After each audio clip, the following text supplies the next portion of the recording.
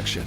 WeatherTech floor liners. With deep sculpted channels and laser measured for total protection in the front, back, and even up the sides. Dad, you're going viral.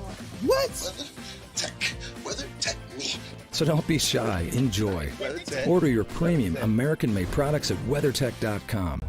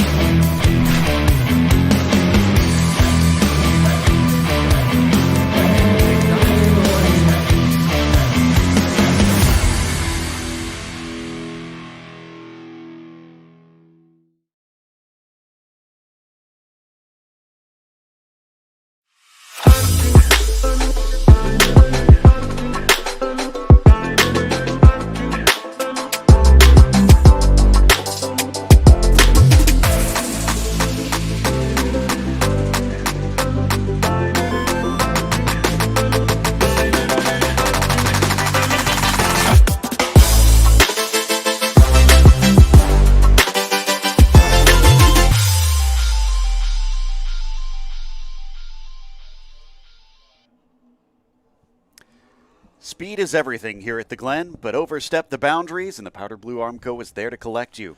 Let's see who dares get close to the edge as we get ready for qualifying for the Porsche Sprint Challenge North America Cayman Series by Yokohama. I'm Joe Peak, and with me in the booth is former racer Joey Atterbury. I feel like this is a track where going fast requires a bit of guts, Joey. Definitely a lot of guts, and let's take a look at the track map. We are here at Watkins Glen International.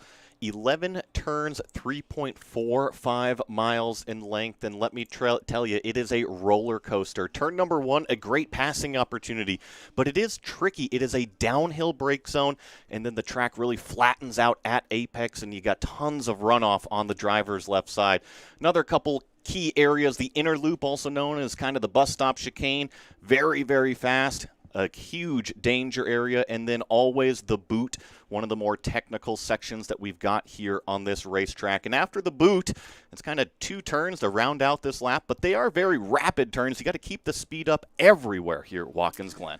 Yeah, from what we saw yesterday, as we did have a makeup race for the Cup cars, it seemed like passing at times could be difficult because there's so many high-speed turns around this circuit. That might wind up being a talking point, so will the qualifying be an important factor in the end as we ride on board with Tom Kopczynski coming around here through the outer loop and down the hill. If you're used to NASCAR racing here, this is where they'll kind of go off into what is the extension and down into the chute and on the laces. Yeah, this is that boot section, and you're kind of getting a sense of the elevation changes that take place here at Watkins Glen. This is kind of the lowest section of the racetrack, and then you drive it into what is turn number 7 over here. This is the toe of the boot, and obviously we are on a warm-up lap, so the drivers right now just getting their brains up to speed, making sure that the car temperatures are right there where they need to, those optimum ranges to go ahead and set that fast first qualifying lap.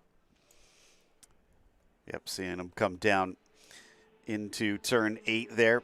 This is towards the end of that boot section. And what I think is perhaps one of the most difficult turns, turn 9 here. It doesn't look like much here from above, but in the car, it certainly is a doozy. Yeah, and you do kind of get a sense of how long that turn number 9, that left-hander is. And you're right, Joe. It's up over the crest, so it kind of flattens out from apex to exit. So the car really gets light on its feet over there. The drivers kind of have to be prepared for it and get on the throttle probably when it's a little bit uneasy, but you need the weight on the back end, and looks like we officially have our first car starting their qualifying effort. Yep, so Tom is just going to be kicking it off across the line here. Now, if you're seeing all this paved runoff and wondering how that's going to be handled, essentially a couple corners like turn 1 here is definitely one of those that the race control stewards are watching.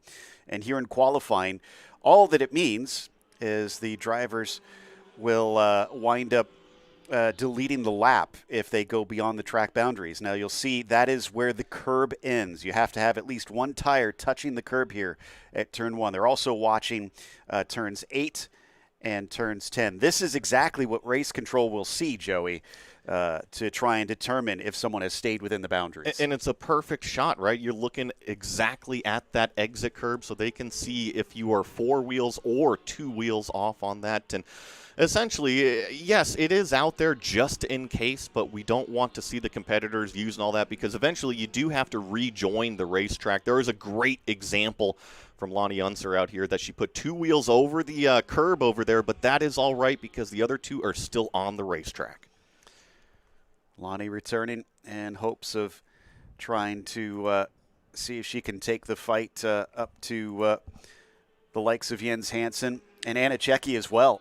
She's currently behind Anna by about 30 points right now, but that's still plenty close with as many races as we have left. She does need to try and beat her on track as she had done so at the second race at VIR, but lost out to her. They kind of swapped positions between those 2 races. So we'll see how things wind up here as we head down into the boot once again. What are you seeing so far from our ride on board here, Joey? It is a fast racetrack. It doesn't matter if you're in one of the GT4 Caymans that we're riding on board here or the GT3 Cup cars that we'll see a little bit later today. It is just one fast racetrack. I saw about 160 miles an hour before they entered the inner loop, about 90 miles an hour through that inner loop section. And I'm just getting word from race control. Unfortunately, we are going to have a red flag in the session. An incident has taken place somewhere, trying to find out where.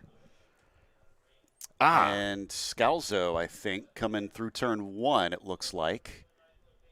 So the car's moving. Wonder if he had a spin. Yeah, that's what I'm going to guess as well, since it is moving and it doesn't look like there's any damage on the car that I at least see right now. Take a look at this front left, maybe. It looks okay, but maybe it's one of those. We're hearing that there might be some fluid on the track, and that might explain why. And Dan Ammon. Where? Okay. So this is over at the inner loop. Correct. We're hearing he is the one that was leaking some fluid, and thankfully he's been able to head back off. Now, the clock is still running while they have a red, but this should hopefully mean a quick return unless he dropped enough fluid that they actually need to stop and put oil dry down. Yeah, and I think that this is the right call because this is in the fastest section of the racetrack. If he was leaking fluid up at the top of the hill, he was probably maybe leaking a little bit of fluid up through the S's. So I think that this red flag is a great call, honestly, from race control to evaluate. Make sure everything is safe out there. Last thing we want is somebody losing control at 160 miles an hour. Yeah, and this is not a track where you need those sort of incidents. The speeds are so high. What was the minimum speed you said for the Cup cars yesterday? 100 miles an hour through the inner loop chicane. Yeah. Yeah, so I mean, Lonnie Unser was doing 91 miles an hour, 92 miles an hour in the Cayman GT4. I mean, that is hauling through that section. So, yeah, we got to play extra careful. I'd mentioned in the intro, the walls are very close around this place. So if you have an incident, they tend to be big ones. So we'll park the cars up. They'll probably, as Joey said, just do some quick examinations to kind of look at things. I am curious what happened with Scalzo. And they're also saying there might be some wall repair happening. So maybe Scalzo did more than spin? Well, we're getting shots of it right now, and it looks like it's the inside, and that is a common area. It looks like it might have just ripped the bundle off of the tire, so maybe just kind of reattach it. And they're just inspecting where that big old kind of skid mark is, making sure that the pavement, I assume, There's some is debris. Okay. Oh, I think he did have an incident. I think so, too, and I think it was the front left. I thought the front left was maybe a little bit wonky, and I bet you if you get loose out there in turn number 1 and spin it, you're going to be nosing it into that tire wall. Very interesting. And I mean, that's right there at okay, pit exit. You can see it. I think I see the tire marks heading towards it, unless those are old. Yeah, it looks like maybe just it come off a little hot. The other thing that I think is cool about this shot, Joey, that we can see, something that we really can't see from close to the ground, look at the grooves that they have on the outside to try and dissuade cars from going off into that runoff, because that is just strictly for safety. That's not for racing here in Porsche Sprint Challenge. So they do try and make ways to make it less appealing. And the best way to describe that is just like you're driving down the freeway on the left lane or the right lane, and maybe you kind of go over that white lane, and all of a sudden you hit those rumbles, and all of a sudden it just kind of shakes the car. That's exactly what they've done out there on the exit. And as a racing car driver, I think it's great because it is less performance. Let's say if you go way out there and you got your foot to the floor on the throttle, you're not going to necessarily have the best traction. It's still going to drive forward and you're not going to have wheel spin, but there's these little micro milliseconds that you don't have that traction like a truly flat surface. So I think that's a great way to kind of dissuade the drivers from getting out there. Yeah, I do like that a lot. Keeps it safe, but at the same time doesn't make it a good place to try and race on. Now, some interesting housekeeping that we've got going on.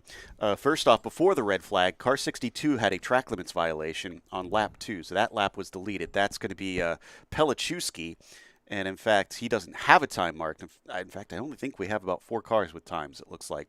And then the other interesting thing is they're giving the red flag cause to the 91 of Ammon. So that the reason that's important is it deletes your 2 fastest laps.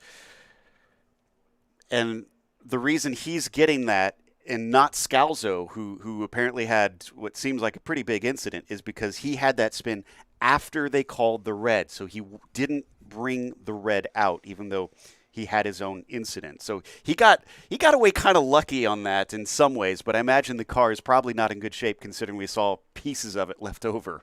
No, and I think it was a pretty bang-bang deal, meaning that the red flag came out and then pretty much immediately after Scalzo had his incident. I don't think it was one of these deals that the red flag was out and Scalzo didn't see it at all and just kind of went down there and had his little incident. It happened very, very rapidly, so no blame at all to that orange and blue car that we've had this little tire bundle repair out here, and it seems maybe a little bit more extensive than what I initially thought, because the best way to describe these tire bundles is that they are tires and then they're kind of wrapped with a rubber band, right? And what I saw was that rubber band had kind of come dislodged and out onto the racetrack. I thought that was maybe all that they needed to fix, but it certainly seems like they're going maybe a little bit deeper than that. So taking some time to make sure that it's back where it needs to be, because like we like to say, if it happened once, it can happen again. So you just have to be careful out here. Unfortunately, this does eat into our time. As I said, the clock continues on even after the red flag is thrown. That could make for a limited qualifying time if none of the time is left. I believe they are gridded up by practice times, if I remember correctly. So what time you set in that last practice could wind up being rather important. And I know that you made the point that there's only 4 cars that put down a lap time, and one of those cars is going to have the lap time deleted, but talk about Jens Hansen getting out onto the racetrack and getting it done. That lap time of a 1:54.1 is actually faster than anybody went in practice 2 yesterday. So, I mean, talk about getting up to speed immediately. Certainly seems that our prior race winner and I believe championship leader right now is certainly up to speed. Yeah, I mean, he continues to impress. We've only seen a few mistakes over the season from him, and he's tends to quickly correct them. So Jens has been really phenomenal. It's why he's leading so well in the championship right now. But for Lonnie Unser and Anna Checki, it's been probably just a bit frustrating because they've been so close. Anna's actually had a win this season, but that's over in the West Series. But she has managed to get on the top step of the podium. Let's hope that she can maybe carry some of that momentum, some of the ego boost that comes with that, and try to really take the fight here at the end of the season over to Jens Hansen. But here we see is looks like they've now taken the backhoe out of there, so they should be pretty far along at this stage. And I see the entire track safety crew down there doing a fantastic job in turn number 1. They were just bringing that rubber band section back over to those stacked up tires. And I'm getting word from race control approximately 5 minutes until we'll get this thing back rolling. You see the big equipment already off of the racetrack. So once this personnel here attaches this band to the tires, make sure that everything is A-OK, we should see the rest of those blow-drying trucks leave the surface and get these Porsches back on out there. I can just hear the excitement from my nephews. Construction equipment and race cars in the same spot.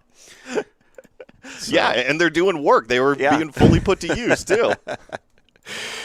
So, yeah, you can see how much it takes just to get that back into place. They have a lot of people there to try and put this in, and a huge round of applause to the entire safety crew here at Watkins Glen for all the hard work that they do to make sure that we can go racing this weekend. But if we get about 5 more minutes, I guess 4 at this stage since we last heard that message, about 6 minutes, so 3 laps maybe, because you do have to have that outlap out there. Correct. And I'm just going through our practice times from yesterday because, remember, we did have practice earlier. Fastest time was a 54.2. I had already said that Jens Hansen cleared that. A 54.1 is what's currently on the board. And I go all the way down. Looks like our slowest time was about a 2-minute lap time. So if we take kind of that 155 average, if we go back racing with 5 minutes remaining, you should be able to get 2 in. However, that second one is going to be after, well, I should say you run underneath the checkered flag for that completion of the second lap. So you got to have 2 good laps, not a banker and then maybe one that's all right. You need to have 2 good laps. Yeah, you make a great point on that. It does kind of change the complexion of things a little bit, and drivers are going to have a lot of pressure on them out there to try and perform, get up to speed, and lay down some good ones. And thankfully they have had plenty of practice up to this point, but it always amazes me when drivers do have that situation, Joey, where they've been sent out and say you have to get it as good as you can in one go, essentially, out here. I guess 2 goes for them. It puts the pressure on the driver's shoulders, but I think that's also why they're here. That's why they want to be a racing car drivers, because they want to go out there and perform at that level, be able to be that guy, be that girl out there, and be able to put the car up on top. So we're going to see what these drivers are made of between Anna Checki, Jens Hansen, Elaine Scalzo. That's the other one that I'm curious about. I'm looking at these practice 2 times, and Scalzo was actually our fastest car in practice number 2. So what's going to happen to that number 26 car? Can they get that thing fixed up and back out there at least to just bank some qualifying laps? We have seen him do that before in prior qualifying sessions as well. The thing is, though, based on the reputation we know of Scalzo, I have a feeling that if he starts from the back, we'll have a lot of excitement in the race, though. So. It's true, and I'm looking down on pit road at the number 26 car right now. Now, there's nothing is being done on the car on the front right, and actually here's a great shot of it on the screen. So it must not have been that significant. Yeah. Did we say? I thought we said the front left that we thought. had something on it. Yeah, front left, I believe, but it certainly looks just fine. I see the splitter, the canards, everything down there. That's what I've been trying to figure out is what pieces they were picking up from the track there, and I can't see anything really obvious at this stage. And there we go. All right, that's a beautiful sight with all the safety equipment leaving and getting ready to restart us. Also, I just want to correct myself from earlier. I double-checked on my points, and I had given myself bad information. It's 24 points between Checky and Unser after the last race at Road America. So I'll update that for myself. Lonnie came out ahead at that race back in Wisconsin, ahead of Anna Checky. But then we know that Anna Checky kind of came in on the back foot, having wrecked her car, and is actually still in her dad's car, which she had to race last race. So she's been hopping over, getting acclimated to that machine, and doing a good job so far. But I think this is the real test, because now she's had time to kind of get used to that yellow machine, and there's really no more excuses. It's a daunting task to hop into a different race car, especially at these two racetracks that you were just mentioning. Road America is so incredibly fast, and to have an accident and then bounce back like how Anna did was pretty phenomenal throughout the weekend. And then you come here to Watkins Glen, almost like you can't breathe between the two, and you're back at another racetrack that you're doing 160 miles an hour on. So the confidence level has got to be high as a driver. It doesn't matter who you are. You have to be confident behind the wheel to race these things at the absolute limit. And speaking of racing them at the absolute limit, looks like we've got a green flag back out on the racetrack with 6.5 minutes remaining. But back to my long-winded point, I think that Anna Checky is finally settling in, and I think we'll see her back to her old self, even though it's in a yellow car. On the Masters side, is like you said, we're back to qualifying here on the outlaps. It is Scalzo versus Kopczynski, but it is a huge gap as it is. That said, I believe the last three races, Kopczynski has been outscoring Scalzo. So he's whittling away at things, trying his best to get himself in range. And if we don't get Scalzo with a decent lap, which did he get out on track actually? Yes. Okay. Yes. So essentially, Kopczynski is the one that is hoping that there is some damage that will slow that car down to help him out get that track position. The only bad thing, like I said, yesterday Scalzo was on top of the board for this Cayman GT4 class with a 54.2. I'm very impressed with Jens Hansen's lap time because basically he's already shaved off about 9/10 of a second. And, man, it's certainly unraveling for that number 26 car, isn't it, Joe? Yeah, we just heard he has a penalty for leaving the pit box too early. He will have to do a drive-through. That will eat up a lap. And he needs two of them. He'll lead up 2 laps. That's right, yeah, because it's the out, and then the next lap is going to have to be another out lap too. So, wow, that is he kind of got away with it before, but his luck ran out there that time.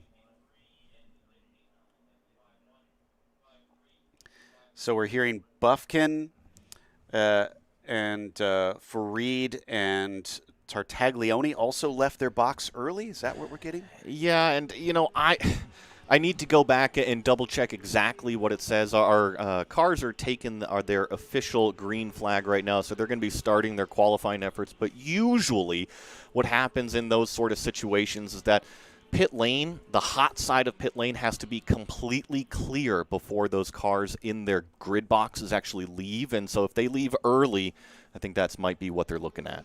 Interesting. Oof.